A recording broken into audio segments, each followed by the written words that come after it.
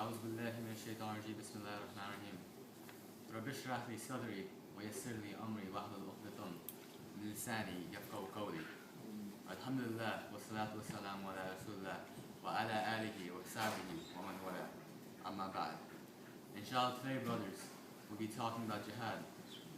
Jihad, in its literal meaning in Arabic, means to struggle. In Islamic terminology, it is struggling in the way of Allah subhanahu wa ta'ala. One who performs jihad is a mujahid. Jihad has been long misunderstood in the non-Muslim world. It has been compared to the Christian idea of holy war, which is incorrect. To truly understand jihad, one must look at the different types of jihad, their conditions, and their significance in Muslim history. There are two main types of jihad. The first is jihad al-nafs, which is the jihad of the inner self. This is a never-ending struggle between one and the shaitan inside of that one's body. It is a struggle of doing good while being tempted to do evil. Examples of this jihad are numerous, such as when one has to struggle to wake himself up for Fajr, or to tell the truth when he knows he will be punished. Another example is in here in Ramadan. We fast, we stop eating and drinking. We don't backbite and gossip. The second type of jihad is jihad al-sayf, which can be translated as the jihad with the sword. This type of jihad is applicable in various cases that call for war. These conditions are very clear. In certain cases, it becomes mandatory on the Muslim Ummah to act. These cases are when non-Muslims invade Muslim land, when Muslims are expelled from their land, when there's a threat of war, or when there's injustice in the land, such as a genocide, tyranny, or oppression. It should be made clear that jihad does not call for offensive war. It is only a defensive war.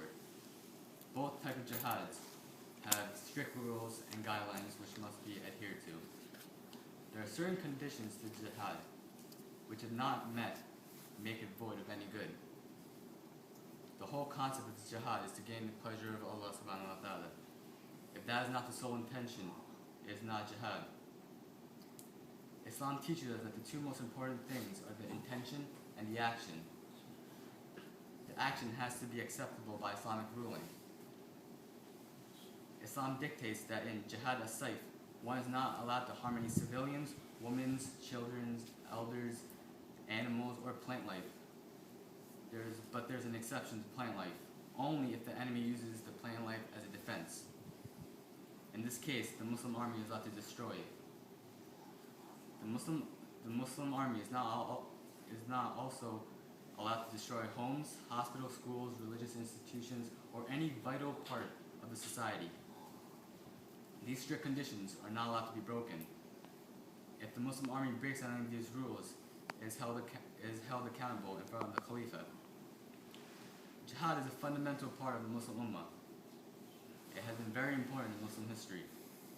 These strict guidelines have given Islam great faith as being a just and noble religion.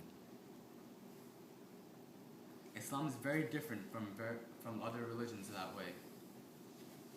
Jihad is very important to Muslims. It is a part of their daily life. It is a never-ending struggle that continues until death. Islam does not only tell one to do good deeds, but asks them why they do the good deeds. I truly believe that if everybody did their part and waged jihad against themselves, it would make the world a much better place for us to live in. May Allah give us the tawfiq to understand this lecture and help it pass it on to others. Anything I said today that was right, it was all from the blessing of Allah subhanahu wa ta'ala, and anything I said wrong today was all on part of me. أقول قولي هذا أستغفر الله ولكم ولسائر المسلمين والمسلمات. السلام عليكم ورحمة الله وبركاته.